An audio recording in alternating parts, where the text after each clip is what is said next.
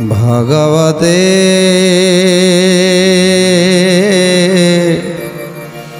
वासुदेवाय।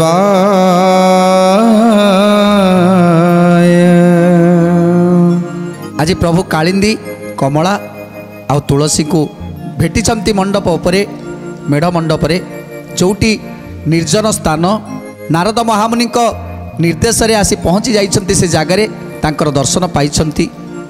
से तीन कन्या अनेक जुगरु तपस्या करुथिले 7 मनु पर्यंत तपस्या करुथिले प्रभु को पाइबा पाई। तेणु आज से निघंच अरण्य रे आसी बसी तपस्या करुछन्ति जोटी कोठी भी जनबसति नाही, कोनोसी जीवजंतुकर यातायात मध्य नाही। तेणु एमिति एक निर्जन स्थान रे रहिछन्ति जोठी भोक हेले खाइबा को देई जानती। आज देवता माने शोष हेले पीवा को देई जानती। देवता माने समस्त प्रकार आयोजन करिथांती तांको पाई। तेणु एइभଳି भाबरे 3 जण से मेढ़ मंडप रे रहिथिले प्रभु को चाहि, प्रभुंकर बाट को चाहि अपेक्षा करिथिले केबे प्रभु आसीबे आ तांकर हाथ धरि नै जिवे। से 3 जण किए आ काहे के एमिति बसिथिले तांकर पूर्व जन्मर कथा कौन कहउछन्ति आज सुकमुनि। राजार वचन सुनी भणी सुक जाति, सुन तुम्बे सावधाने अपूर्व भारती। सुन तुम्बे सावधाने अपूर्व भारती, सुन तुम्बे सावधाने अपूर्व भारती। बहुत काल पुराण पुरातन बाणी, कश्यपक बदनरु जाछु शुणी। कश्यपक बदनरु जाछु शुणी, कश्यपक बदनरु जाछु शुणी। एक दिने चंद्र सूर्य आउ इंद्र राय, बसंत काले नंदन वन को विजय। बसंत काले नंदन वन को विजय, बसंत काले नंदन वन को विजय। देखिले नाना बनरे पल्लवित तरु, फलित प्रस्फुटित जे होई अछि गरु। करंती विहंग गण सुस्वर रे बाणी, अति मधुर भावे करुछंती ध्वनि। अति मधुर भावे करुछंती ध्वनि, अति मधुर भावे करुछंती ध्वनि। तेणु आज कहउछन्ति सुकमुनि परीक्षित को, हे परीक्षित बहुत पूर्व कालर कथा जहाँ कश्यपक मुखरु शुणीछु। से कथा जेतेबेले चंद्र सूर्य आउ इंद्रदेव ये 3 जण जेतेबेले नंदन वन रे बुलुथिले, बसंत काल बसंतर मलय पवन बही जाउछि, देह मन को पुलकित करि दउछि। भ्रमर ए फूलरु से फूल को उड़ी बुलुछन्ति। ए समय से नंदन वन रे पशि आज कामर ज्वाला रे विहोलित हो जाइछन्ति चंद्र सूर्य आउ इंद्रदेव। तापरे कौन हैला, ए समय देखिले कप्सरी उर्वशी, विवसने स्नान कले जल मध्य बसी। विवसने स्नान कले जल मध्य बसी, विवसने स्नान कले जल मध्य बसी। संपूर्ण षोल बयसी युवती तरुणी, त्रिभुवन मोहिनी जे स्त्री रत्नमणि। संपूर्ण चंद्रमा परी दिशुछि बदन, तार संगरे पुणी छंती 2 जण। ताहार संगरे पुणी छंती 2 जण, ताहार संगरे पुणी छंती 2 जण। आज चंद्र इंद्र एवं सूर्यदेव जेतेबेले नंदन वन रे बुलुछन्ति, मलय पवन देह को आज शिथिल करि दउछि। एही समय देखुछन्ति से सरोवर रे आज विवसना हेई उर्वशी अप्सरी स्नान करुछन्ति। तांको संगरे अछन्ति रंभा और मेनका। ତିନି ଜଣ ଅପ୍ସରୀ ଯେତେବେଳେ ସରୋବର ମଧ୍ୟରେ ବିବସନା ହୋଇ ସ୍ନାନ କରୁଛନ୍ତି ସେତେବେଳେ ଚନ୍ଦ୍ର ସୂର୍ଯ୍ୟ ଆଉ ଇନ୍ଦ୍ରଦେବ କ'ଣ କଲେ? ତିନି ଦେବ ତିନି ଜଣେ କରିଲେ ବିହାର, ଇନ୍ଦ୍ର ରମ୍ଭାକୁ ବସି ସଙ୍ଗେ ଶଶଧର। ଗୋବିନ୍ଦ ମାଧବ କୃଷ୍ଣ ଶ୍ରୀମଧୁସୂଦନ, ଗୋବିନ୍ଦ ମାଧବ କୃଷ୍ଣ ଶ୍ରୀମଧୁସୂଦନ। ଆଦିତ୍ୟ ସଙ୍ଗେ ମେନକା ହୋଇଲେ କାନ୍ତ, ତାଙ୍କ ଠାରୁ ତିନି କନ୍ୟା ହୋଇଲା ସଞ୍ଜାତ। ତାଙ୍କ ଠାରୁ ତିନି କନ୍ୟା ହୋଇଲା ସଞ୍ଜାତ, ତାଙ୍କ ଠାରୁ ତିନି କନ୍ୟା ହୋଇଲା ସଞ୍ଜାତ। ଉର୍ବଶୀ ରମ୍ଭା ମେନକା ସ୍ନାନ କରୁଛନ୍ତି ସେହି ସମୟରେ ଆଜି କାମର ଜ୍ୱାଳାରେ ଦଗ୍ଧ ହୋଇଯାଇଛନ୍ତି ଚନ୍ଦ୍ର ସୂର୍ଯ୍ୟ ଆଉ ଇନ୍ଦ୍ରଦେବ। ତେଣୁ ସଙ୍ଗେ ସଙ୍ଗେ ଯାଇ ପ୍ରୀତିଭିକ୍ଷା ମାଗିଛନ୍ତି ତିନି ଜଣ, ଉର୍ବଶୀ ରମ୍ଭା ମେନକା। ଇଏ ମଧ୍ୟ ଆଜି କାମନା ଜ୍ୱାଳାରେ ଜର୍ଜରିତ ହୋଇଯାଇଛନ୍ତି। ଆଉ ତିନି ଦେବ ଆଜି ଅପ୍ସରୀଙ୍କ ସହିତ ମିଳନ ହୋଇଛନ୍ତି। ଆଉ ସେ ଅପ୍ସରୀଙ୍କ ମିଳନରେ ଶାନ୍ତ ହୋଇଛନ୍ତି ଚନ୍ଦ୍ର ସୂର୍ଯ୍ୟ ଆଉ ଇନ୍ଦ୍ରଦେବ। ଆଉ ତାଙ୍କ ଗର୍ଭରୁ ତିନୋଟି କନ୍ୟା ଜନ୍ମ ହୋଇଥିଲେ, ଇନ୍ଦ୍ର ରମ୍ଭାଙ୍କ ସହିତ, ଆଉ ଉର୍ବଶୀ ଚନ୍ଦ୍ରଙ୍କ ସହିତ ଏବଂ ସୂର୍ଯ୍ୟ ମେନକାଙ୍କ ସହିତ। ଯେତେବେଳେ ରତି କଲେ ତାଙ୍କର ତିନୋଟି କନ୍ୟା ହୋଇଥିଲେ। ଯେତେବେଳେ ତିନୋଟି କନ୍ୟା ହେଲେ ସେତେବେଳେ ସେ ତିନି କନ୍ୟାକୁ ନେଇ କେଉଁଠି ରଖିବେ ଏ କଥାକୁ ଚିନ୍ତା କରୁଛନ୍ତି ଚନ୍ଦ୍ର ସୂର୍ଯ୍ୟ ଆଉ ଇନ୍ଦ୍ରଦେବ।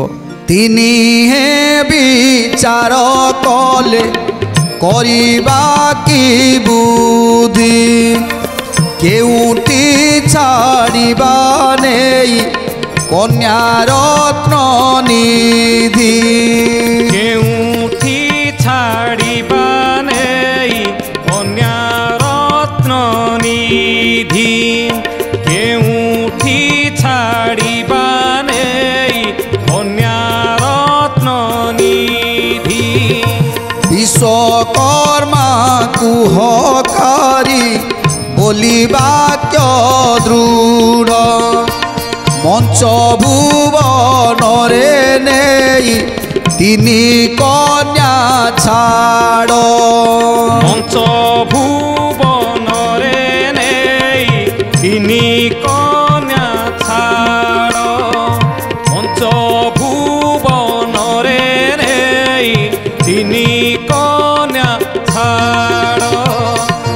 ଅପୂର୍ବ ମନ୍ଦିର କରି ଥିବା ଗୁପ୍ତ ସ୍ଥାନ, ଜାଣି ନ ପାରିବେ ଗଣ ଗନ୍ଧର୍ବ ସମାନ।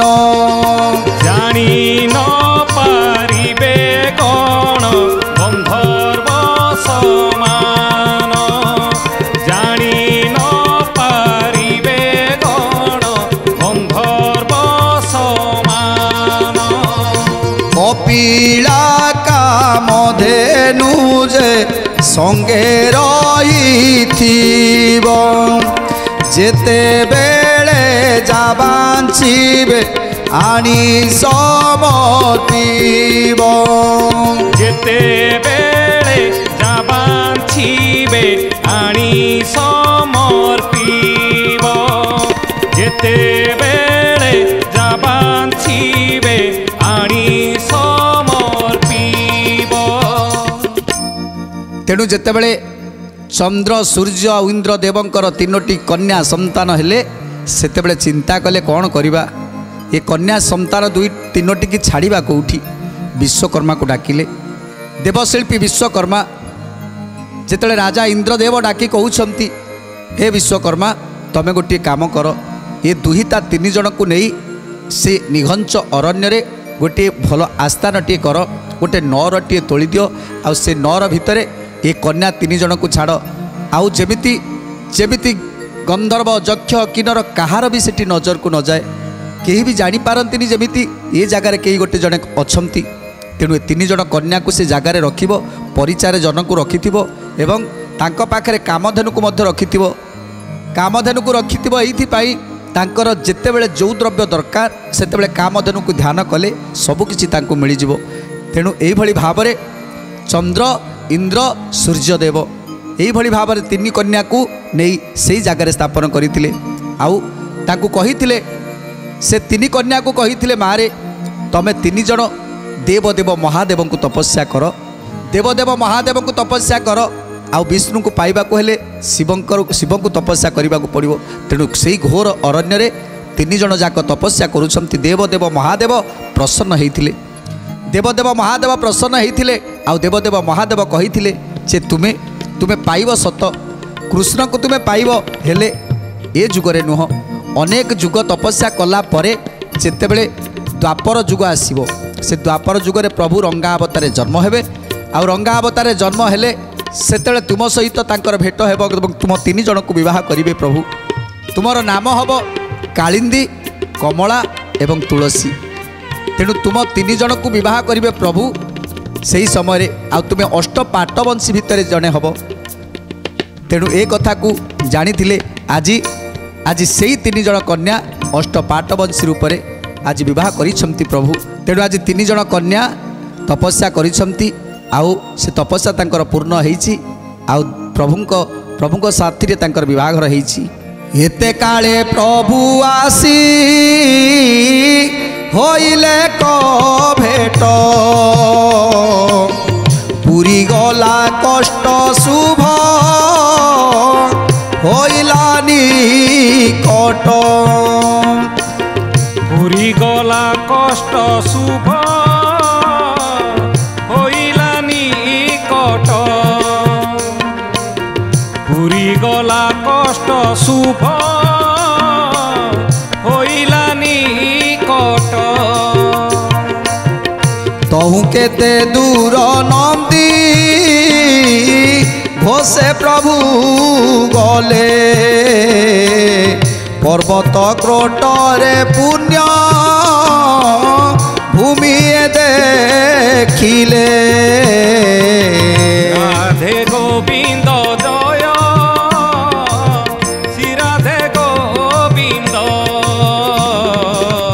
राधे गोविंद जय श्री राधे गोविंद पवित्र पुरे कतई होइछि निर्माण 1200 परी दिशई घटन 1200 परी दिशई घटन 1200 परी दिशई घटन अति घंचे निर्माण जे पुरती संच तई की पटा तर जे नाई स्वर्ग मंच गभीर सात ताले क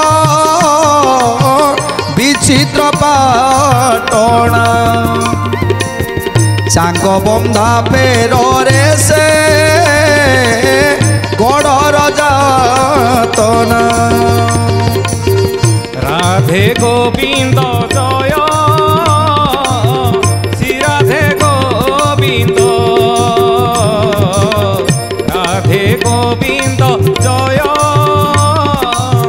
श्री राधे गोविंद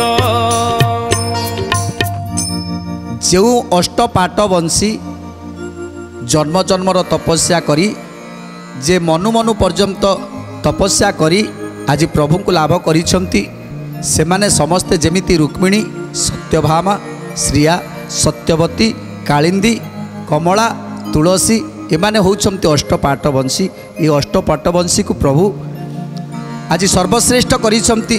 से समुद्र मंथनरु लक्ष्मी आसीथिले माता लक्ष्मी जन्म नेइथिले पूर्वजने माने लक्ष्मी परिवारी समुद्र मंथन काले थिले अवतारी गोविंद माधव कृष्ण श्री मधुसूदन गोविंद माधव कृष्ण श्री मधुसूदन जय नारायणे तई माने जन्मती तेणु करी एमाने जे सबु काले थांती गोविंद माधव कृष्ण श्री मधुसूदन गोविंद माधव कृष्ण श्री मधुसूदन दुआ परे महालक्ष्मी रुक्मिणी होइबे सत्यभामा रूपे सरस्वती जात हेबे गोविंद माधव कृष्ण श्री मधुसूदन गोविंद माधव कृष्ण श्री मधुसूदन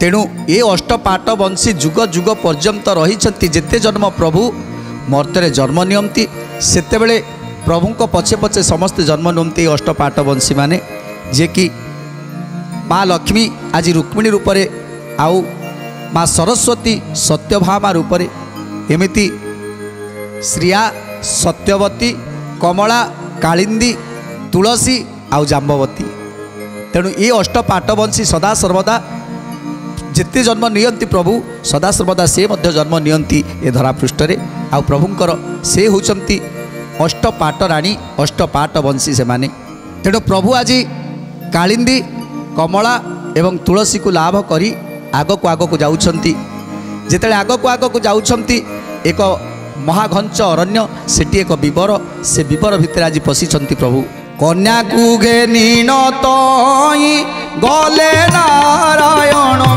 जेउठारे बलराम सजदुगण गोविंद माधव कृष्ण प्रभु मधुसूदन गोविंद माधव कृष्ण प्रभु मधुसूदन सेठारे प्रवेश हेले जाई देवताए एथु ओलाई प्रणमी रामंकर पाए गोविंद माधव कृष्ण प्रभु मधुसूदन गोविंद माधव कृष्ण प्रभु मधुसूदन तेणु जो निकुंभ कुंभ असुर को मारी प्रभु से विवर दे जाई पहुँची गले सेठी समस्त जादव माने अपेक्षा करी रहिछंती बलराम सहित समस्त जादव माने अपेक्षा करिछंती जेतेबेले प्रभु श्रीकृष्ण को देखिले तांको संगरे अछंती कालिंदी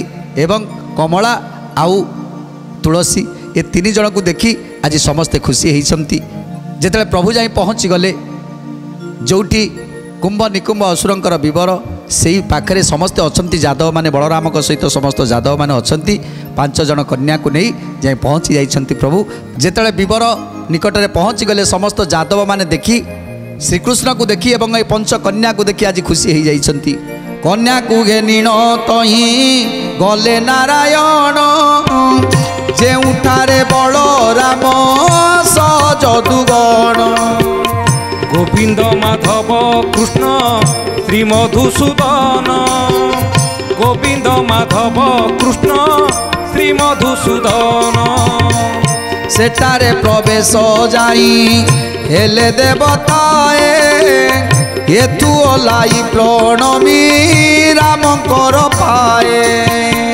एथु ओलाई प्रणमी रामंकर प्राए एथु ओलाई प्रणमी रामंकर प्राए तेणु आज श्रीकृष्ण को देखी समस्ते खुशी हो गले आज श्रिया सत्यवती कालिंदी कमला तुलसी आज समस्ते आज प्रणाम जनाऊँच बलराम को प्रणाम जनाऊँच माता देवकी को प्रणाम जनाऊँच वसुदेव को प्रणाम जनाऊँच समस्त गुरुजन मान को प्रणाम जनाऊँच एवं एथर समस्ते आनंदित हो द्वारका अभिमुखे चलीगले समस्ते द्वारावतीपुर को जाऊँच आ द्वारावतीपुर रे समस्ते वंदापना करी आज से 5 कन्या को नहीं जाइछंती रोगी दरिद्र सेठारे जणे केही नाई निश्चिंतरे महानंदे रही थांती तई निश्चिंतरे महानंदे रही थांती तई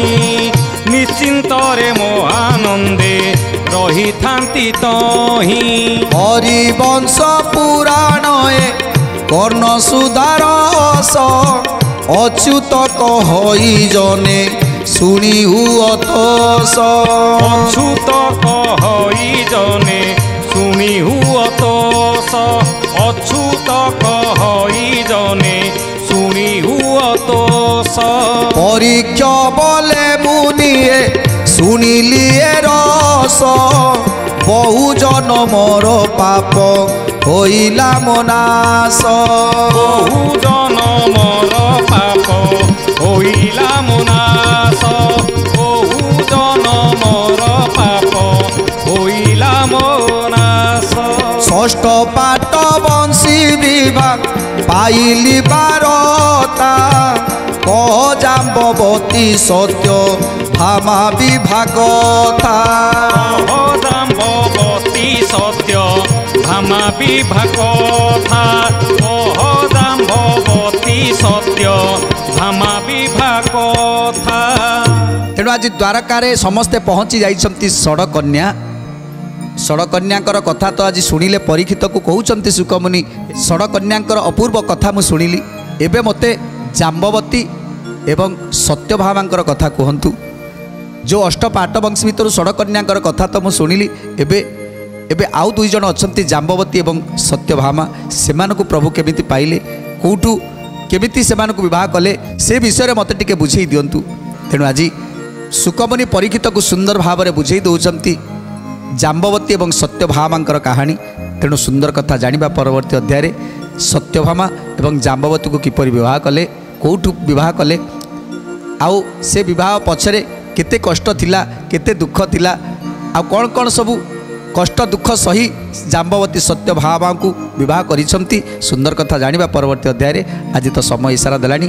ଆଜି ପାଇଁ ବାଣୀକି ବିରାମ ଦେବା, ଟିକେ ପ୍ରଭୁଙ୍କର ନାମ ସଂକୀର୍ତ୍ତନ କରି ଆଜିର କାର୍ଯ୍ୟକ୍ରମକୁ ସମାପ୍ତ କରିବା। ଭଜ ଭଜରେ